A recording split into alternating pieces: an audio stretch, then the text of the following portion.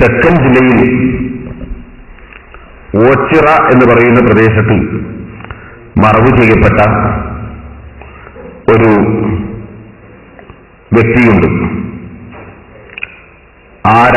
ആ നാട്ടുകാർ അദ്ദേഹത്തെ ഓച്ചിറ ഉപ്പാപ്പ എന്നാണ് പറയാറുള്ളത്.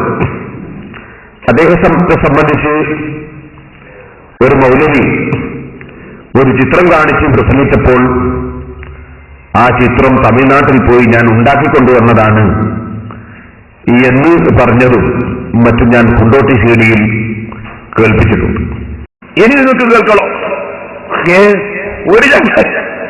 ഒരു ചങ്ങാതി എന്താണ് പഠിത്തവന്, എന്താണ് കുപ്പസ്വാമി എന്നൊരു സ്വാമി ഉണ്ടായിരുന്നു. അയാൾക്ക് മക്ബർ ഉണ്ടാക്കി ഉദ്ഘാടനം ചെയ്യാൻ കാന്തപുരം പോയി കളിച്ചു പോകുന്നു. എന്നിട്ട് മൂപ്പര് ഒരു ഫോട്ടോ കൊണ്ടുവന്ന് കാണിക്കുന്നു. എന്താണ് കാന്തപുരത്തായ ഒരു കറാമത്തും അറിയോ? അള്ളാഹു ദീർഘായുസും ആഫിയത്തും ഹിമ്മത്തും ഏറ്റി കൊടുക്കണം. ചങ്ങാതിയോട് തന്നെ പറഞ്ഞുപോയി, ഇത് ഞാൻ തമിഴ്നാട്ടിൽ പോയിട്ട് ഉണ്ടാക്കി കൊണ്ടുവന്നതാണ്. അവന് വെച്ചവനെ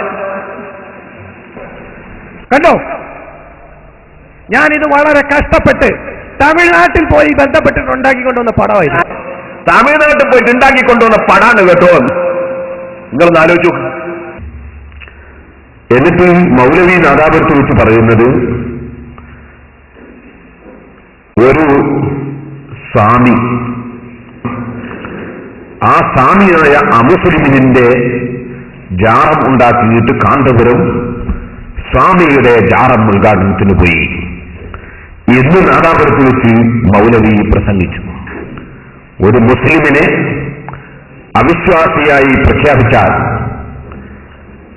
ആ അവിശ്വാസിയായി വിളിക്കപ്പെട്ട വ്യക്തി അവിശ്വാസി അല്ലെങ്കിൽ ആ അവിശ്വാസവുമായി മടങ്ങുന്നു നബി സല്ലല്ലാഹു അലൈഹി വസല്ലം തങ്ങൾ പഠിപ്പിച്ച ആശയത്തെ സംബന്ധിച്ച് ഒരൽപ്പവും ചിന്തിച്ചില്ല.